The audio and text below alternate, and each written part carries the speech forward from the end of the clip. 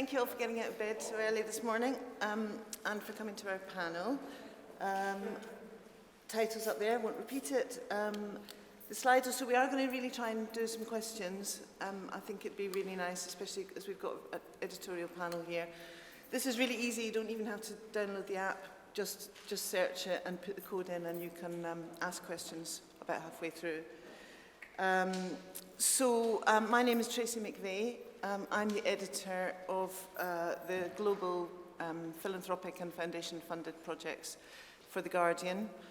I'm based in London, and I think, philanthropy is now supporting reporting projects and journalism projects globally. It's become made possible an awful lot of reporting that otherwise we wouldn't have, I think, in newsrooms around the world.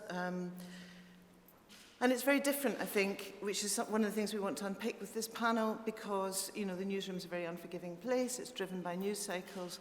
This brings something new, I feel. Certainly has brought something new to The Guardian. So this is what we want to sort of talk about today, how philanthropic projects work in traditional environments, how they're delivered, what kind of journalists best suit working within them, and how other journalists within our organisations feel about them. So I'm kind of terrified to find that I've been a journalist now for 3 decades. I've worked in traditionally funded newsrooms, I've worked in philanthropically funded newsrooms, and I've worked in underfunded newsrooms. So I'm really pleased to be joined by some editors with some real experience of managing and delivering philanthropic projects and ensuring that they remain editorially independent, which is, of course, a kind of key issue for all of us. So to introduce our panellists, Alastair Gee at the bottom is Special Series Editor at The Guardian in New York and oversees The Guardian US's philanthropic funded projects. He's also the co-author of Fire in Paradise, an American tragedy. He's lived and reported in Moscow and San Francisco, writing for The Guardian, The Economist and The New Yorker Online, among others. And at The Guardian, he was also the nation's first homelessness editor and part of an award-winning team covering America's homeless programs. Eliza, your bio slipped to the bottom. So Eliza Anyangwe joined CNN in February 2021 as editor of the global gender inequality project As Equals. She began her career, another Guardian link, sorry, it sounds like terrible nepotism, but she did happen to do some of her early international development environmental work at The Guardian, at the Bureau of Investigative Journalism, and more recently at the member-funded platform, The Correspondent, where she was managing editor. She funded the Nzinga Effect, a media project focused on telling the stories of African women and women of African descent, and she is a contributing editor to Africa's media image in the 21st century and a guest lecturer at IULM in Milan, which is one of the longest bios of all of us, and she must be exhausted. Lola Huete Machado is the editor of Planeta Futuro El País, which is a section on human development, poverty and inequality, which was one of the first philanthropic, one of the first sort of Gates-funded philanthropic newsrooms in 2014. So she's been a reporter at the newspaper since 1993, developed her career at Tanaciones and El País Semanal, always focusing on social issues. In 2011, she founded her blog, Africa is Not a Country, which for all foreign editors is a constant mantra. She was a professor of reporting at the UAM El País Masters of Journalism. So I'd like to start really with at the beginning. So each of us are editing philanthropic projects.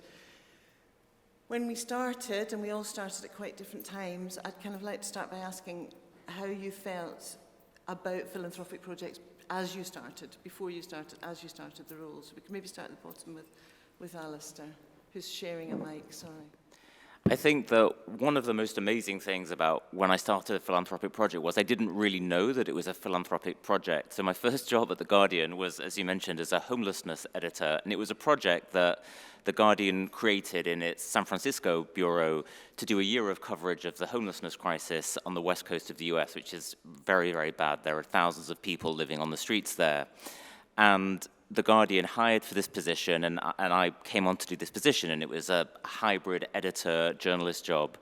And I think I knew that it was funded by the Gates Foundation. It was in the job material somewhere. But I think to the Guardian's great credit, and it speaks a lot to how you should organize philanthropic projects, it was never a part of my working life. I had no contact with the Gates Foundation, really. There was no directives from the Gates Foundation on what to cover or what not to cover. It was an entirely a Guardian-generated project. And it was only over the course of the year doing that project, as we began to prepare reports, telling the Gates Foundation how we were doing, none of which I was involved in, by the way, we had a staff to do, that I realized, oh, actually, this has a different funding source. This isn't core Guardian budget, as we say. And so I think my first exposure to philanthropy was not really understanding that it was philanthropy, which was a good thing. I think you need to have really strong firewalls and processes in place when you do philanthropy projects in the newsroom in order that there's no kind of influence on the reporters or editors who are carrying out the journalism. I think that's probably, and Eliza can maybe speak to this, maybe easier to do in bigger organizations. I mean, Eliza, you're running a slightly smaller project. How was your feeling about it when you first came to it? Well, morning, everyone. So my first experience of working on philanthropy projects was actually at The Guardian, and it was a very different world to the one that you're describing. So, of course, the notion that this was journalism, that we didn't have to treat it with kid gloves, that the people who worked on it were the same as the people who worked on core news, that didn't exist at the time. And, of course, my position was I didn't have this long history. My journalism career started with Katine, which was a grant-funded, a charity-based project at The Guardian. So my entire journalism career, I have known funding sources other than ad revenue. And so the kind of view that, the sort of debates that were being had at the time, I could understand, but I was sort of removed from. Now, 15 years or however long later, of course, the view of receiving philanthropic funding is one that is actually one of prestige in newsrooms, right? CNN put out a press release to announce the Gates funding that it received, because I think that the understanding now is that philanthropic funding is both a recognition of the quality of the journalism that your newsroom is producing and an opportunity for you to do something that you're interested in and passionate about, but would otherwise not have the funding to do. So I think editors are a lot more passionate about the opportunity, or a lot more excited about the opportunity, because they know that they get to do journalism that is probably a little bit removed from the day-to-day newsroom agenda, and which is actually a privilege given how sort of stressed and stretched we all are. I'll stop there for now.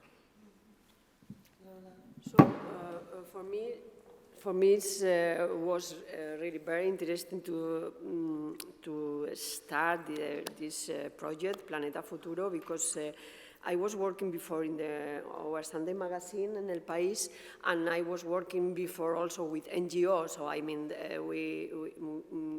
we know a little bit what it means to work together with organizations. But at this time, when the Gates Foundation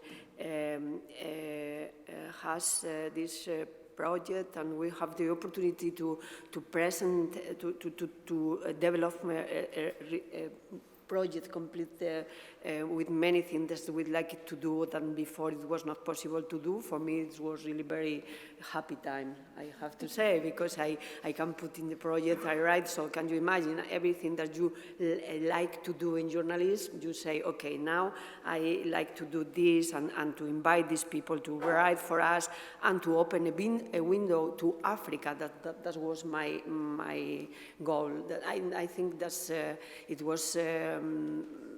As you say, also is something that had to do also with passion, because for us, the people who were doing this project, we understood really very fast that this relationship, this partnership, has to do with the respect with the two parts of the project, and they like what we do, but we are also passionate for the contents that we present for the partnership.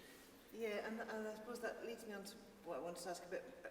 I mean, we know that this extra funding helps us to do things that otherwise we couldn't do, which brings us on to how kind of philanthropic projects fit within the wider newsroom. I mean, Alastair, a lot of people, or it can be very easy to kind of run a parallel newsroom when it comes. I mean, how do you stop that happening? How do you integrate the projects into the wider newsroom? And a sort of double question, I guess, how do you deal with the perceptions of other journalists within the newsroom as well, which can be tricky? Definitely had moments where non-philanthropy-funded journalists have come to our team and said, "Can you fund this thing, or can you fund this thing, like this trip to the Caribbean or something?"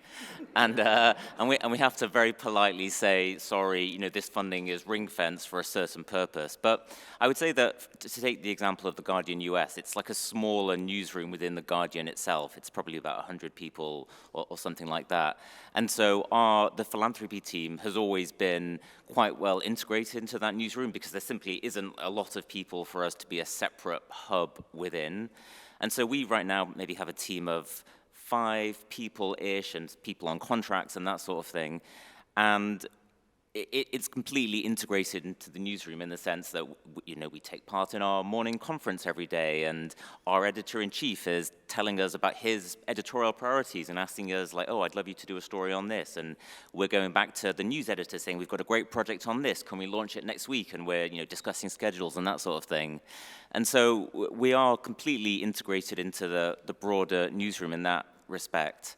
And I think just in terms of managing the perceptions of our colleagues, I mean, our colleagues have always been really positive and, well, quite positive towards philanthropy in the newsroom. I think sometimes you do have to manage expectations around editorial independence, and you do have to try and help your colleagues understand that actually there isn't some funder behind you pulling the strings. And I think that's just something you have to manage with your readers as well, which we can talk about also.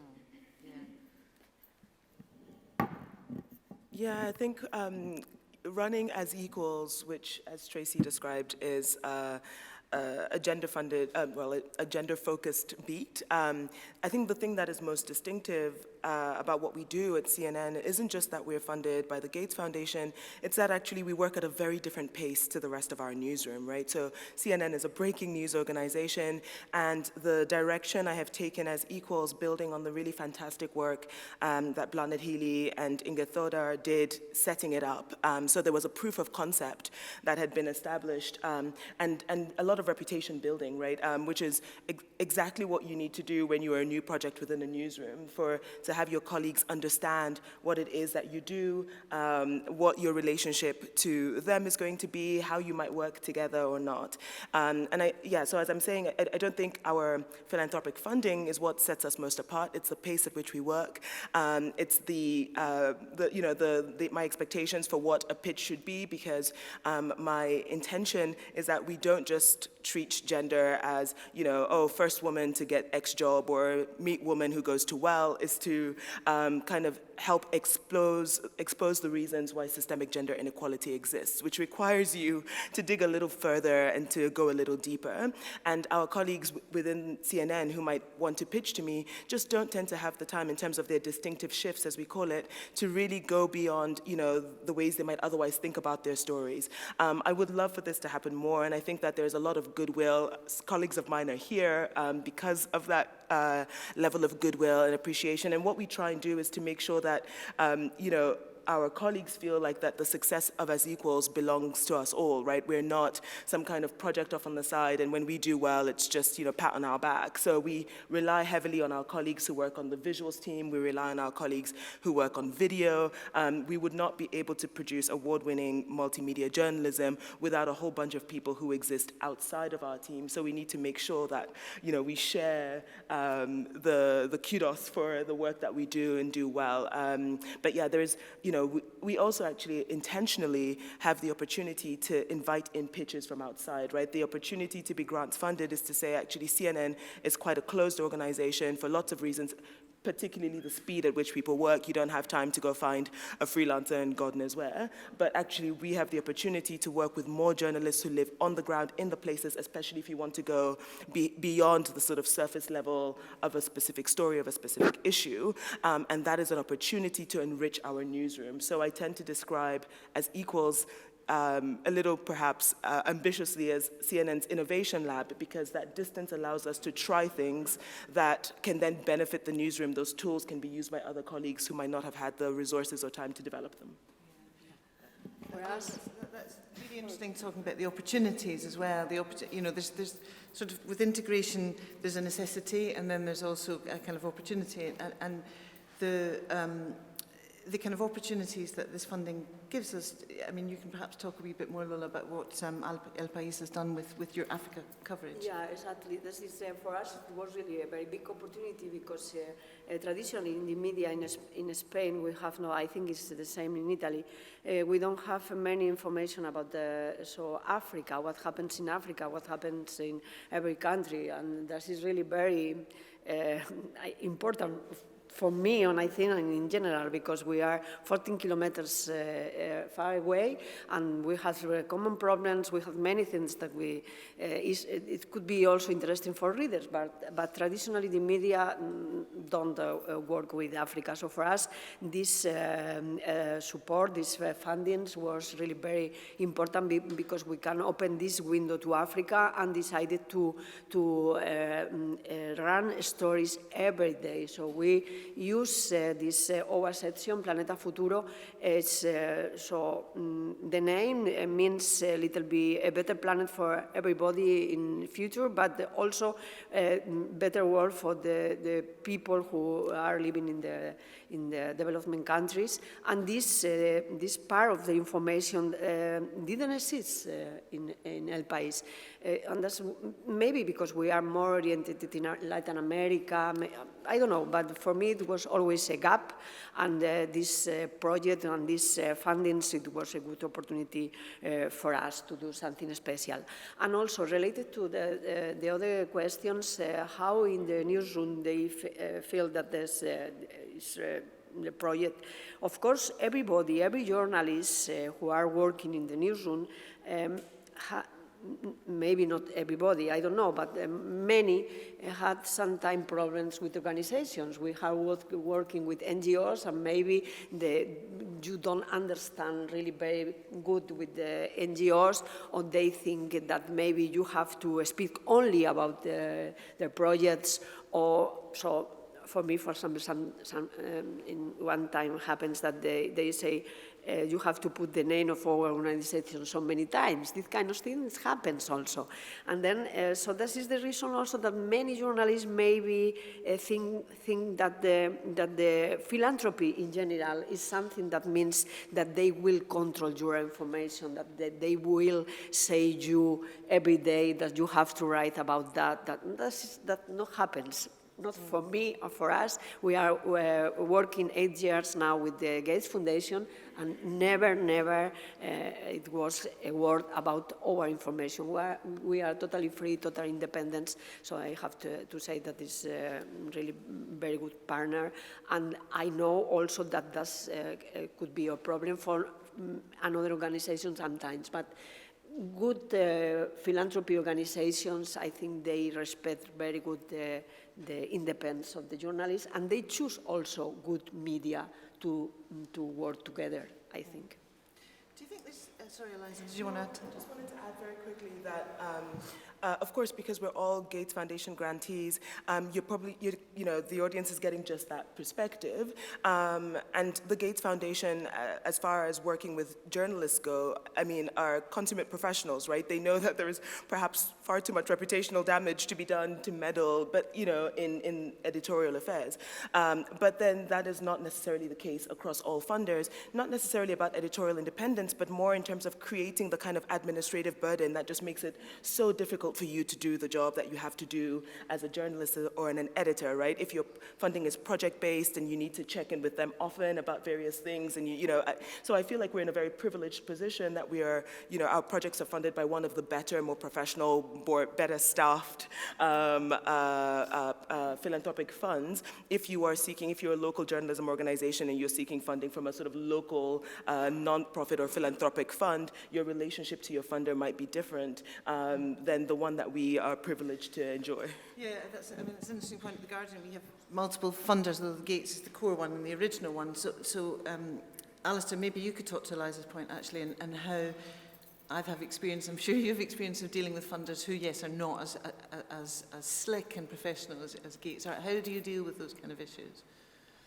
So at Guardian US, we have, I think, maybe 4 or 5 philanthropy projects right now. We have an environmental justice project. We have a voting rights and democracy project. We have a project on AI, and we have one on oceans.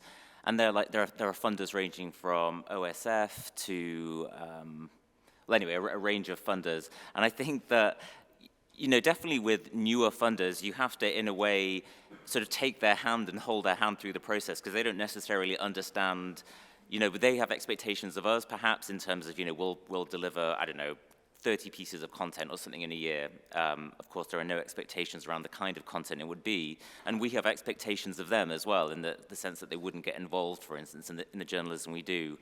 And there are definitely cases where the commercial team within The Guardian that is out there soliciting the grants has received emails from our funder saying, oh, would your journalists like to know about this? This could be interesting.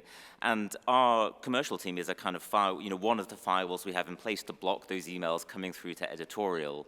And so our head of philanthropy, Rachel White, will often just politely reply to the funder, actually, I can't, you know, thanks for letting me know, but I can't forward this on.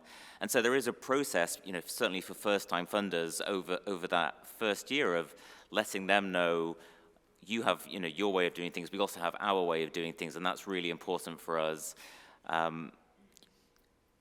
We have the, you know, we have those sorts of discussions internally the whole time around also what funding won't we take. There are definitely funders that are great. You mentioned Gates, for instance, but there are certainly funders. I can't name names, but we've done our I definitely can't. And we've done our due diligence on, and our team has just considered it problematic, maybe because of where the money comes from the foundation originally, or maybe because of the political activities of the funder that just make us feel like that's actually not, it won't reflect well on us. It might create this impression of undue influence, and as we know, like an impression can be as dangerous as the actual fact of it. And so we definitely say no to a lot of funding as well as taking funding. I think that is really very important because, of course,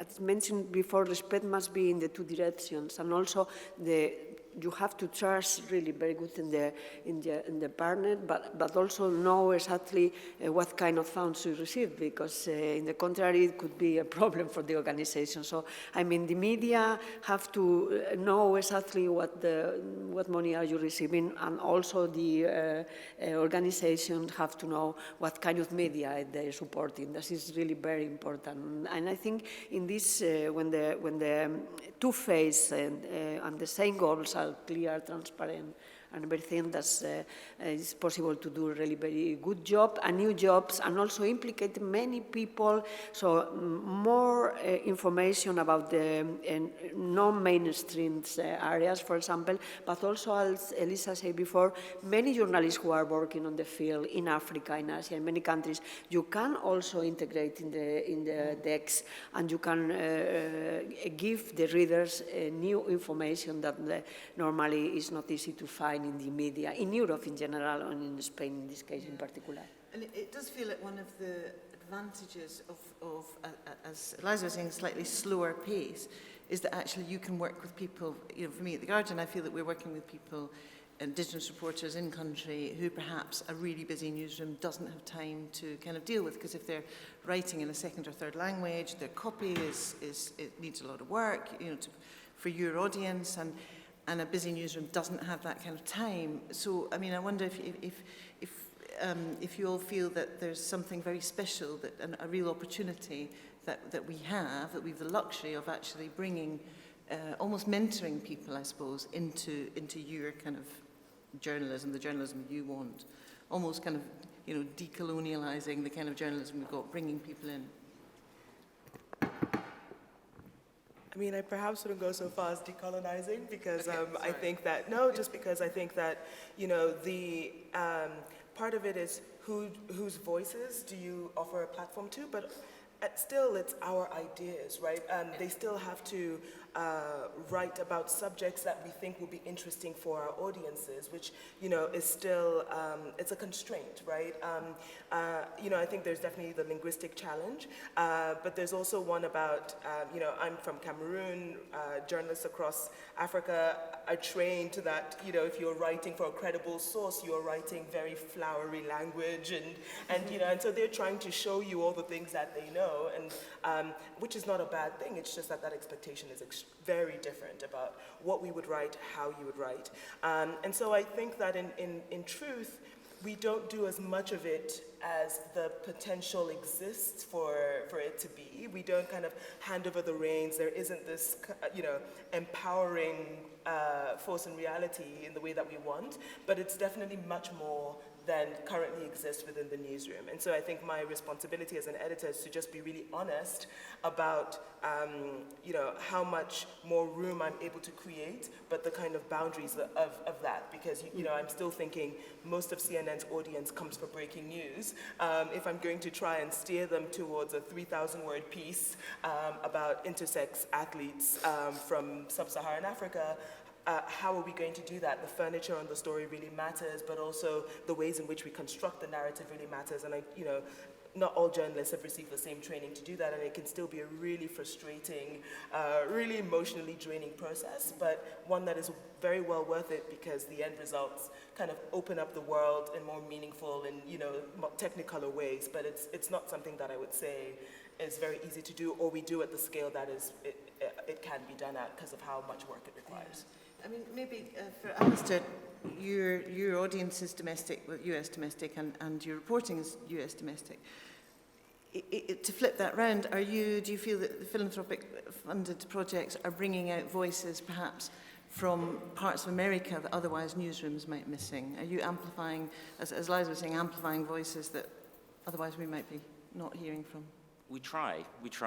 I mean, I really liked what Eliza said about philanthropy being an innovation lab, and we do try different ways of audience reach out, like having a community focus is really important. So I'll give one example. We, as part of our environmental justice reporting, we wanted to do a project on sanitation inequality in America and how a remarkable number of Americans don't have access to functional toilets or have sewage in their streets or whatever. It's crazy. And as part of that, you know, with our stories, we launched an audience call out asking for people to share their own experiences. We made connections with people who could share it on their mailing lists and that sort of thing. And we got a not insignificant number of responses that then turned into some of the stories that we published. So, and those were often of people whose voices, who'd been asking for help, who'd been activists themselves for years and years and years, had been doing the work themselves, and we were just able to elevate it onto our national platform. And so I think we do try, you know, a lot of our projects in a broader sense, aside from that one narrow example, are about social justice issues, whether it's class, race, it's ranging from environmental justice to homelessness. And I think that, as Lola was saying, just the chance to go really, really deep on these issues and devote serious resources to them, to do, in some cases, a years-long investigation on issues relating to homelessness, for instance, that isn't something necessarily that the rest of the newsroom has ready resources to do all the time. And we have the very fortunate luxury of sometimes having resources to either do a kind of call out like that and wait for the responses, or to do a very long investigation. For example, the opportunity to do something special, to also to give more information about our society. I can give you one example. For this year, we did 5 chapters of a special report about people who were, so migrant people from Africa who are living in Spain. So, and we'll try to present the life that they have in Spain in a different way. So what we use is the language that they bring. So the title of the special feature was the language that I bring with me, and we do for five parts of Africa, so West Africa, East Africa, etc. And we did in podcasts, and every immigrant, people who are working in Spain, who had family in Spain, and they speak about their languages and also how they try to have the language present always, to don't forget the story and to bring his son and daughter, etc. It was really very, very interesting, and that was a way also to near the life of migrant people to Spanish people who normally don't ask, are you from, I don't know. So this kind of thing is not possible to do in the normal newsroom because it costs many time, many people, and you have to also to use many time. And as you know, we have now many information, so war, pandemic, and many things that always mainstream, and without this support, it could be impossible to introduce these kind of topics. We're starting to get some questions in, so I'll maybe turn to them, and actually you answer the first one there about someone's asked if there's any stories that wouldn't be covered without philanthropy, which I think you've just responded to. Eliza, how do you feel about that one? Yeah, I think all the things that we're doing are probably really good examples of stories that would not be covered.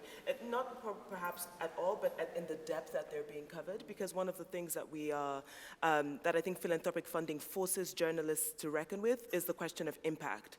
And so by saying that, you know, how have your projects demonstrated impact, it allows us to keep going back to it, to think about ways we can imagine, you know, so then, you know, perhaps a traditional journalist who would have spoken to a source, written a story, put it up and moved on, has to now think about that person as having experience or expertise, and how can I, you know, leverage and, you know, use their, create space for their voice, how can I involve them, how can I create space for solutions, how do we do events, all of these things, aside from the kind of 800,000 words that you publish on the website, are things that would not be possible. And the other role that journalists play, or media organizations can play, is one of convener. Like, we can be a space to bring together people who would otherwise not talk, and that is definitely something that without this additional funding we couldn't do. We can use our journalism as a way to open up conversations in the communities that we're reporting, and that is only really possible through this additional revenue. Yeah, I think, sorry, go on. Another example that they have, so you have to look Planeta Futuro, is very important, but another example is so this kind of decision, for example, for the DEX, is we decided in 2019 to go to St. Louis in Senegal, a city in Senegal, and to work all the year in Senegal, only with the objective of presents a city, an African city, to the Spanish readers. And that was, for us as journalists, it was incredible, because we learned so many things about we have to do our jobs, and also it was really very, very, very important experience for the newsroom in general, because never in Spanish media did something like that. I don't know in other countries, but I think it's so we were 5 people. Every month we change, but always 2 or 1 or 2 people, journalists from Planeta Futuro in St. Louis. So we get quite a few questions here about that kind of gap between funder and editorial, which you know is always the key question, I think. Keeping someone calls it a firewall between management and reporting, and how it can be achieved. And somebody else makes the point that that's quite difficult in a small newsroom, which it absolutely is. You know, in Guardian UK, I've had the benefit of having an entire team of people who work directly with the foundation on the kind of commercial side, and they are not, you know, we have that kind of clear blue water between the two of us. But yeah, in small newsrooms, there definitely would need to be different tactics. I mean, maybe Eliza, that's one for you. How do you achieve that? How do you keep that space? Yeah, it's not a distinction that is easily achieved in terms of through human bodies, right? Like that you have a person and you've created a job for them, and they are the only ones who deal with this. I think, you know, at the gate, well, at CNN, that there is a distinction and that is not a whole team, but that's just one person. So my boss, Blanet Healy, deals with a lot of the sort of day-to-day stuff.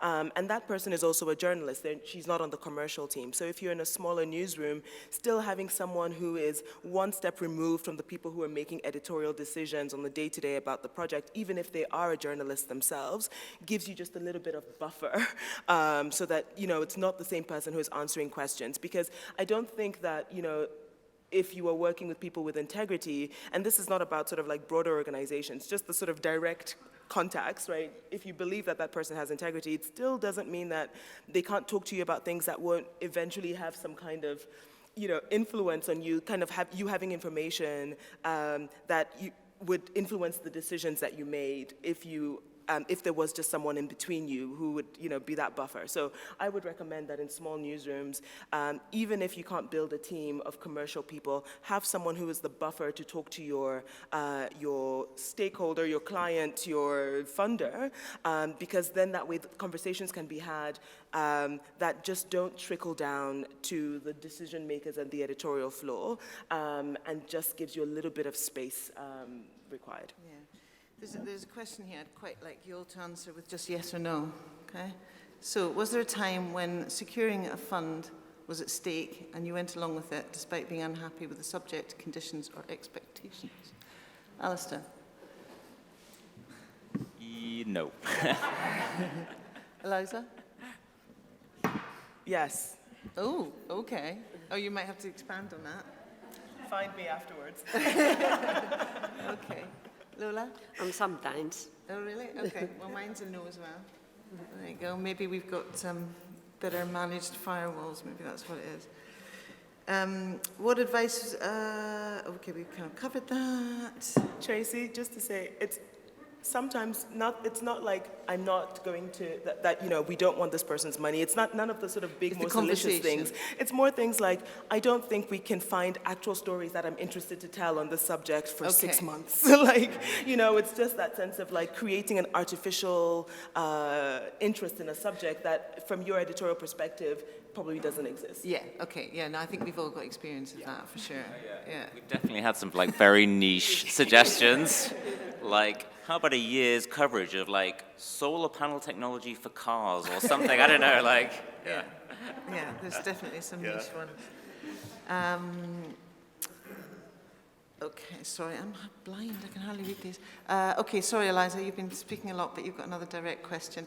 As a black woman in philanthropic journalism, do you see traits and symptoms of the white saviour complex in funds that have approached you? I think we might all have seen that, but Eliza? Have I seen? Yes. How do I answer this succinctly? Where do you start with your anecdotes? Yeah, right? It's tricky anyway, I think, being a black African woman in a newsroom, just the questions of vantage point, right? And what the number of times I have sat in various newsrooms saying, can we not put Africa in the headline given that only 2 countries are mentioned in the story? Just that level of work that needs to be done. I mean, to be honest, you can become jaded with anything, and I really think it's a privilege for me to be where I am and have a foot in the door to make sure that certain stories that would otherwise not be told, certain voices that would otherwise not be heard, even if it is a fraction of what I would like to do, even if it's not done with the sort of, crystal clear treatment every time that I would like for it to have, it is still better than what would otherwise be there. I can still sort of instill in the reporters who work for me certain questions about actually who has power, who doesn't have power. Like my upbringing, my education, my own experience helps inform the journalism I do. And every time that there is a person like that in a newsroom, our newsrooms are richer for it. It's frustrating as fuck, but there are advantages. Lola, I mean, you're very focused on Africa. How do you, as an editor, avoid being seen as the white state? How do you sort of, as a white woman working in Africa, try and kind of counteract that? No, it's really very interesting, these 2 things, because I think in Europe in general, in media, we do a really very white information. That is, in the scene that we have no many voices that we were speaking before. And then, so we try also to incorporate also people who are working in Africa. So we work together with the freelance in Africa. And of course, we like always to open and to have more and more people. But as Eliza told before, sometimes it's difficult. So African journalists had the perceptions, had a way to write, a way to work that maybe is not interesting also for us, because we know very good our readers, and sometimes that is not easy. But so I think about that many times, because sometimes in our newsroom, in our newspapers, if you read all the information, it's incredible that we are always speaking only about the directions, that is always Europe, always, that happens also with women, gender, and so it's really topics, that are always the same, white information, West information, men information, and in the special age always, and that I think we have to break these tendencies, and we try to do with this project, and also especially with Africa in the thing that we, as white journalists, I open my eyes, and the people in the team is, after 8 years, they are really very good professionals when they are going on the field, and I think now we are better than before, and that is also something that is thanks to the fundings, because it's not easy to prepare journalists to work on the field. It's not really easy because you normally don't have enough time in the newsroom. Sorry, are you speaking? No, it's interesting. There's a few questions here about impact, which, I mean, I suppose is less a kind of editorial. Obviously, we're all kind of involved in impact in a way, but it might be quite interesting to talk about it. It's slightly different from the editorial front than it is from the other teams who are securing the funds, who are bringing the money in. It's a slightly different viewpoint. So actually, it might be quite interesting to talk about it. Alastair, we have this kind of impact tracker at The Guardian where we're supposed to put in information, but getting journalists, I'm sure, to, once they've written a story and it's disappeared, getting journalists to follow up with that story and measure impact, and who's tweeted it and who's mentioned it in their parliament and where it's gone, is incredibly difficult, because journalists just move on to the next.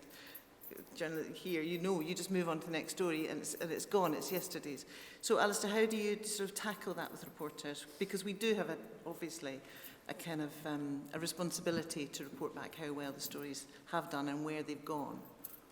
Well, as Eliza mentioned, I think working on philanthropy journalism, you do think more about impact than perhaps you might if you were just a non-philanthropically funded journalist, because it's always at the back of your mind. It's so often at the back of my mind that I want to, I've got this amazing staff, for instance, and I want to keep everyone in jobs, and I want to keep everyone going and keep my amazing team going, and therefore I want to be able to make change in the world or have some sort of impact that can then hopefully go towards getting the grant renewed, getting more grants, showing that we can do this really successfully.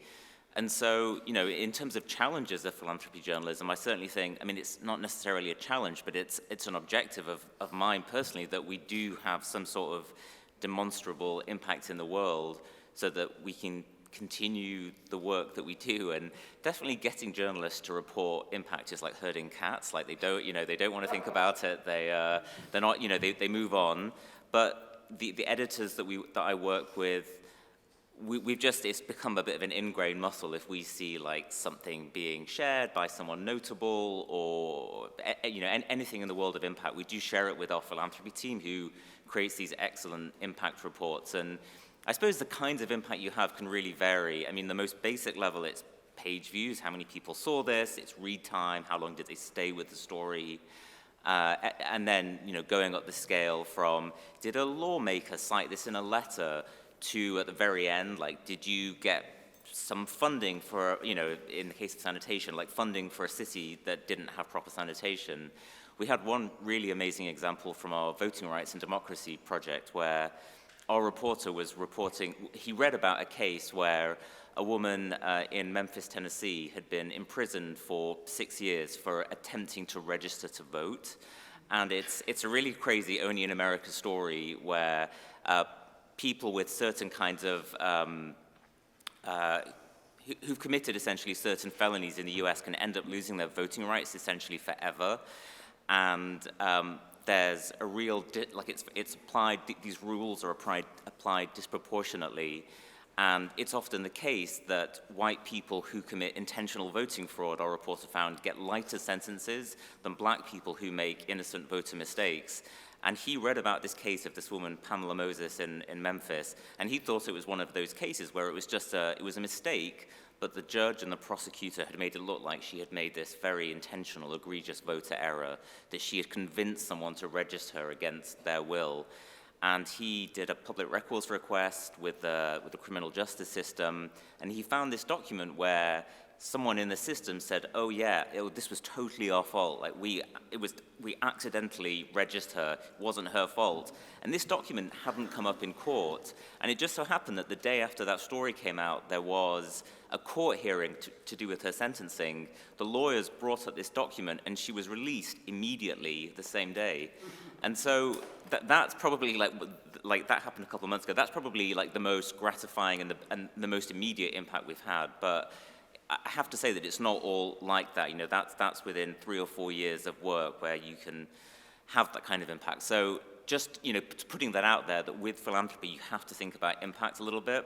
And that's not necessarily on the journalists themselves, but as editors, it's always at the back of your mind. Also, policies is really very important because, as you know, in cooperation, so laws, and so our government before 2019, I think,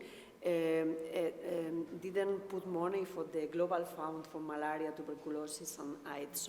So in Planeta Futuro, we were always speaking about so we have necessary, so we needed to be an actor in this support as donor.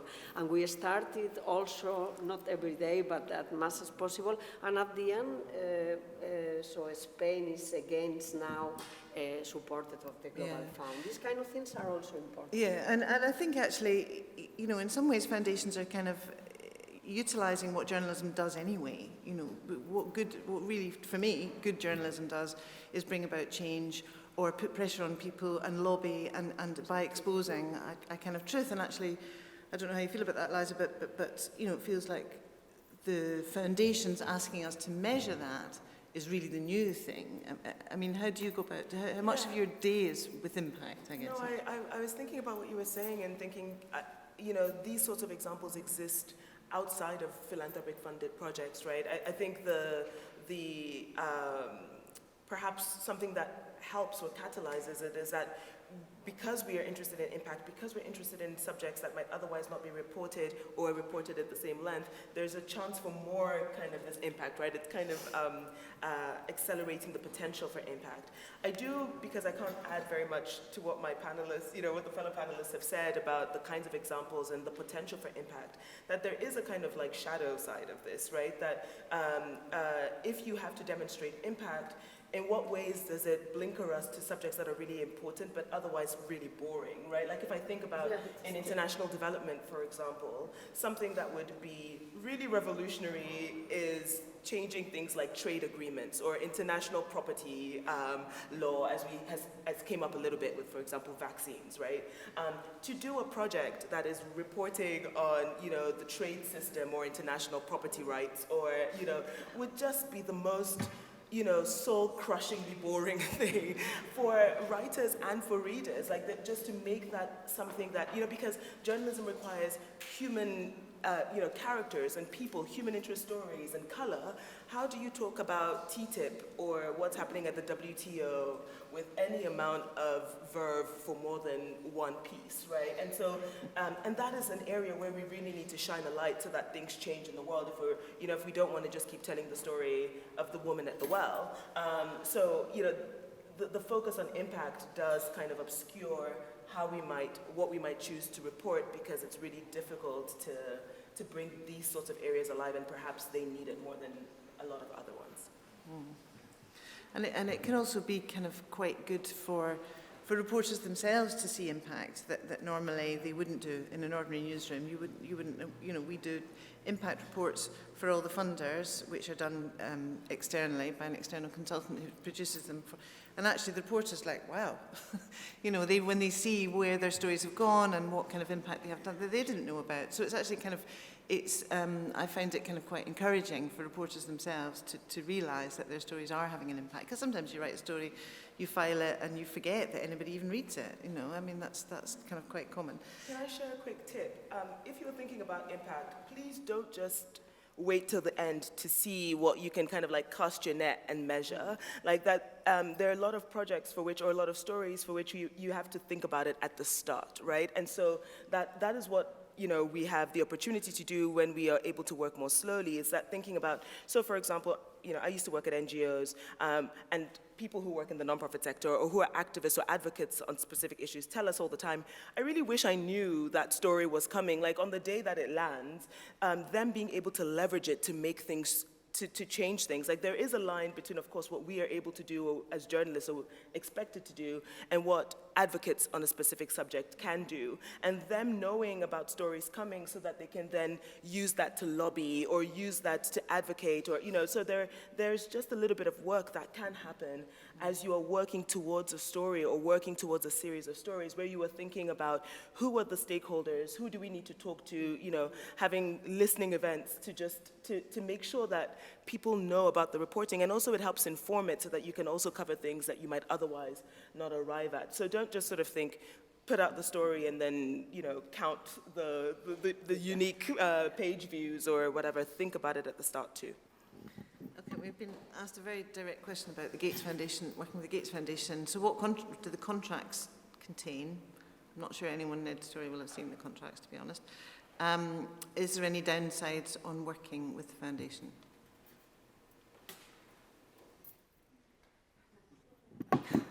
Great question. To be honest, for me, all the funders sort of, in a good, healthy way, blur into one another, because I personally don't have like that much contact with the people who are making the grants. So I wonder if Eliza or Lola would. I mean, truthfully, I have nothing. I sometimes think, actually, had this funding been set aside by my editor-in-chief, I probably would have a lot more sort of like, answering up to do, I probably wouldn't have the kind of freedom that I have. So in terms of this direct opportunity, I am in a really fortunate position. I do, if the question is more broadly about philanthropic funding, I do think that we should have a public conversation about, just more broadly about journalism and who is paying for it and what does that mean in terms of how it impacts what we do, right?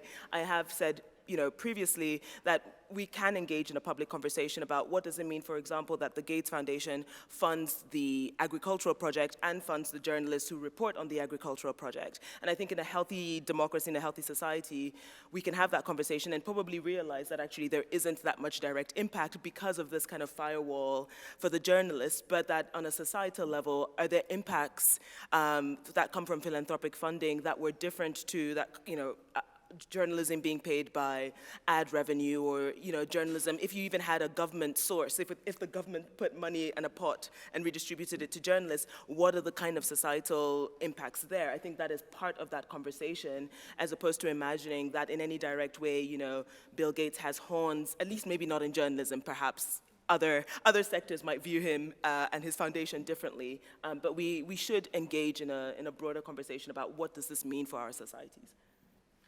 Lola, do you have any problem with the Gates? Sorry? What do you see as a downside of working with Gates? Sorry? What do you see as any downsides of working with Gates, the foundation? I have no direct contact also with the people who had do the contract, something like that. I think, I feel that is the question also for our panel, that is real journalism what we are doing or not? So that is the same question that we can use if we are working with the ads in paper from a car or a commercial, so it's the same. Microsoft. Yeah, exactly. And so the media, from the beginning, started to work together with companies, private companies, also governments, as you say. So I think my relationship with is exactly the same. So no, I have no problem. Nobody's being very critical, and I'm trying to think.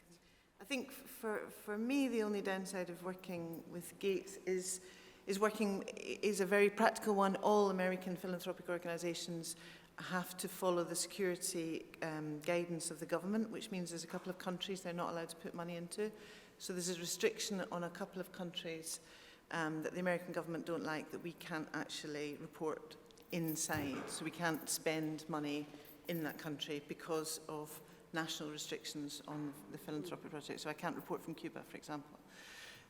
But that's not the Gates Foundation's fault particularly. That's a national restriction. I don't think there's any. That reminds me too. I mean, one slight downside of working with foundations is that often, because they're non-profits, there are certain they have to follow certain guidelines around, like, can they fund political speech and that sort of thing, which in practice means that for some of our projects we can't run op-eds, for instance. So, which we don't tend to do that often anyway, but that's like a slightly annoying thing that comes up sometimes. Yeah, and the perception of people who are funded by Gates that we will run their op-eds. So your inbox is full of people going, oh, I get some funding from Gates, you'll run this op-ed, won't you? No, we won't, sorry, it's incredibly boring, and we wouldn't run it anyway. So there's, the perception thing is something I think we deal with kind of constantly. Somebody asked a question about that, about even if we're changing perceptions with journalists inside the newsroom, how do we change perceptions with our audience? And I think that is an issue. I don't know if anybody's got a particular tactic when you get one of those emails saying, why are you taking money from Bill Gates? He's poisoning small children. Does anybody have a particular tactic or a particular structure they send back? Yeah, maybe people who say, so readers that said, so you are not independent because you are you work for these philanthropic organizations. I don't know, so I don't answer normally. because so I say before, it's not real. So in our page, in our newspaper, there is also, I don't say company name, but there's to how journalists who are funded by ad revenues, you know, I often, back in my early career, you would get emails from people saying, why are you taking an advert from Mercedes? They're, you know, that's climate change issues. Why are you taking? So I think these issues kind of are unchanged.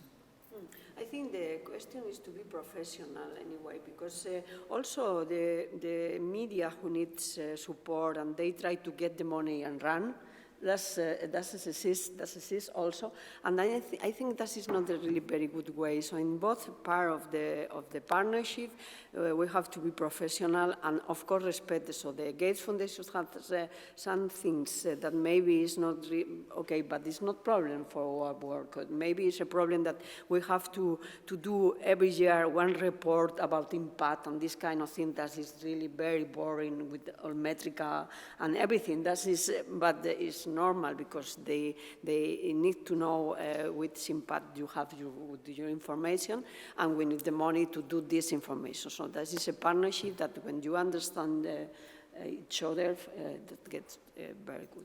I guess my sense really quickly is that this is symptomatic, those sorts of questions are symptomatic of a greater problem, which is audiences not understanding how journalism works in terms of, like, you know, lifting behind the lid to know how funding happens in journalism, and that there is so it's not the responsibility necessarily of the journalists working on the philanthropic projects, but of newsroom leadership to engage in conversation with the people who are its members or audiences or readers to understand that journalism has always been evolving in terms of how it has been paid for and what does that mean, right? This broader point about having a conversation with people, and I think that is the bigger malaise, is that, you know, journalists have been working behind their ivory tower and throw over their stories. We're doing that in print and are now doing it digitally and are not engaging in conversations, and so people don't understand how these things work, and now they see these logos, you know, paid for by Gates or whatever, and this kind of stands in your face a lot more than the kind of like, paid for by ad revenue by the guy who was, advertising his secondhand Volvo, right? Like we didn't have those logos then, and so there needs to be just this, the newsroom needs to engage with the people who consume its media to understand, journalism needs to be paid for. Yeah. And that kind of transparency, Alastair, is we try and achieve a kind of transparency with our readers. I mean, does that work all the time, do you think?